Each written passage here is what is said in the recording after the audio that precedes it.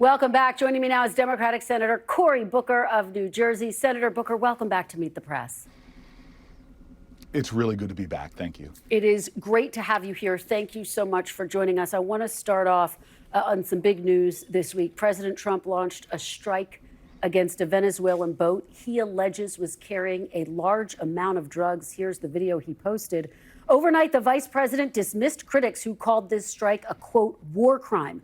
Senator Rand Paul responded by saying, quote, what a despicable and thoughtless sentiment it is to glorify killing someone without a trial. Senator, do you think that the president has the authority to unilaterally strike a boat carrying alleged drug smugglers? No, he doesn't. It is a massive expansion of presidential authority against the rules that abide by the use of military force. And it's another example of Donald Trump breaking laws within the United States, giving no justification for his action.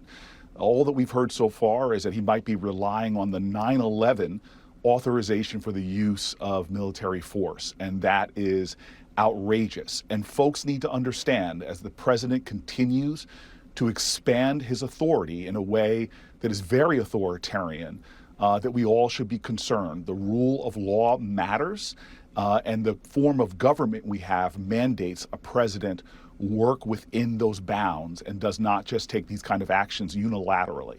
I want to talk about one of the big developments on Capitol Hill this week, that explosive hearing with HHS Secretary Kennedy grilled by Democrats and Republicans for his vaccine policies, his vaccine skepticism. As you know, a number of Democrats have called for him to resign. Do you, Senator, think that Secretary Kennedy should resign? Well, let's be clear about what's happening to America's health. Donald Trump and his agents right now are making health care inaccessible to millions of more Americans. They're attacking the science that guides our decisions about health care policy. They are making it more difficult to access vaccines that in many cases are life-saving. He promised to make America healthy, and we're seeing that his policies are actually creating more health care crises in our country than not.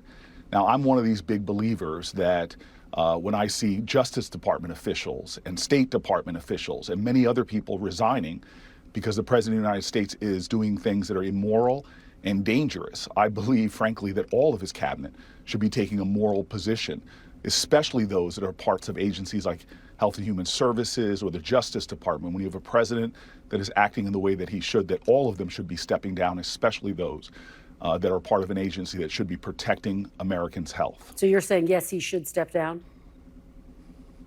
Yes. Okay. In the past, though, you have expressed a willingness to work with Secretary Kennedy, particularly on issues related to food nutrition. I want to play something that you said back in April. Take a listen.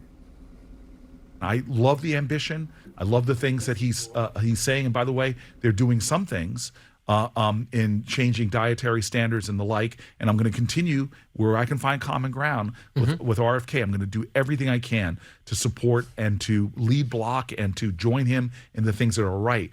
But far be it from me to sit quietly when you're hurting our children with your policies. Senator, if he doesn't resign, do you think you can still find common ground with Secretary Kennedy? You know, politics is often frustrating because we're failing to do something about the problem. I'm sitting here in Newark, New Jersey, where my residents can easily access highly sugared processed foods and have a hard time accessing quality foods, nutritious foods. We live in a country that subsidizes the big food corporations who are literally poisoning us with the way that they are manufacturing a lot of the foods that they're preparing. And our ag subsidies go to those highly processed foods and not to the foods that we want Americans to eat.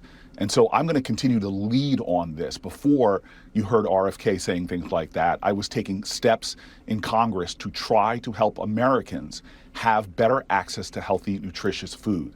And yes, I'll work with anybody that wants to help my community be healthier and better access the foods we need to thrive. But let me tell you right now, the Trump administration is hurting the health of Americans.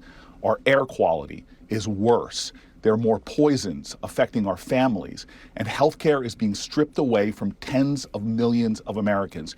You cannot say that you're about making America healthy again when you are doing so much to hurt people's access to healthy foods, like suspending nutrition programs, to healthcare itself, and also making our environment so much less healthy. Senator, another big issue on Capitol Hill, the push to release the files related to convicted sex offender Jeffrey Epstein. Some of his survivors speaking out this week at the Capitol. You have Congressman Thomas Massie and Marjorie Taylor Greene saying that they will read a list if those survivors put together a list of people who they say were involved in Jeffrey Epstein's circle. Do you think, and would you support reading such a list out loud on the House floor, even if it includes names of people who criminally haven't been accused of anything? So let me just say, this is another painful example of Donald Trump looking America in the eye and lying over and over again. He created this crisis. He told the American public that what's going on here has not been fair, transparent, or having any accountability. And now that he's in office, he is not providing transparency, accountability, or honesty about what's going on. Thank God there are some Republicans finally getting enough of a backbone to criticize Donald Trump's lies. I hope that continues in other areas vital to Americans' well-being. So I firmly believe that Congress should be taking action in a bipartisan way to create accountability and transparency here. As you heard me discuss with Secretary Bessent, we just got that jobs report, lower jobs than expected, created last month. And it comes as Congress is now just over 3 weeks away from a potential government shutdown. Here's what your colleague Chris Murphy says about it. He says, quote, "I don't know how Democrats sign on, vote for a budget that doesn't roll back Trump's corruption and his lawlessness. Senator, are you willing to shut down the government to defend Democrats' priorities?" I'm willing to fight for Americans. A budget is a moral document. It reflects your priorities. But will you shut down the government, first Senator? 8-9 months. Will you shut down the government over it? The government, if there's a government shutdown, the Republicans control the White House and they control Congress. It'll be them that shuts things down. There's one pathway to getting a budget done. That the way it's been done the entire time I've been a United States Senator is in a bipartisan manner.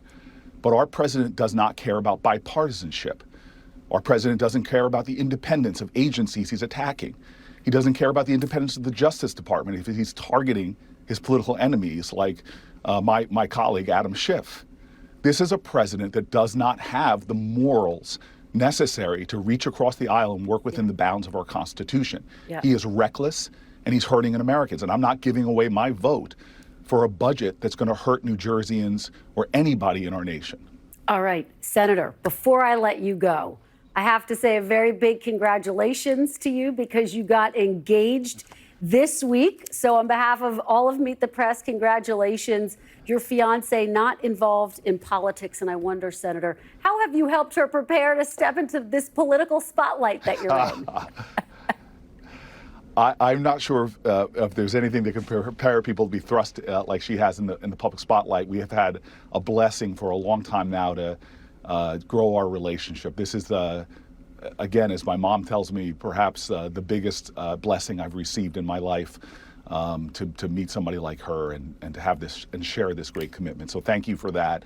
I'm lucky. Pray for us. But I'm so excited and feel so grateful. And thank you to everybody in our country who's just sent us such well wishes and are supporting us as we take this journey. And I just feel so much of a deeper joy than I've ever felt before. All right, Senator Cory Booker, we wish you both all the best and a hearty congratulations again. Thank you so much for joining us on a very big week for you. Really appreciate it.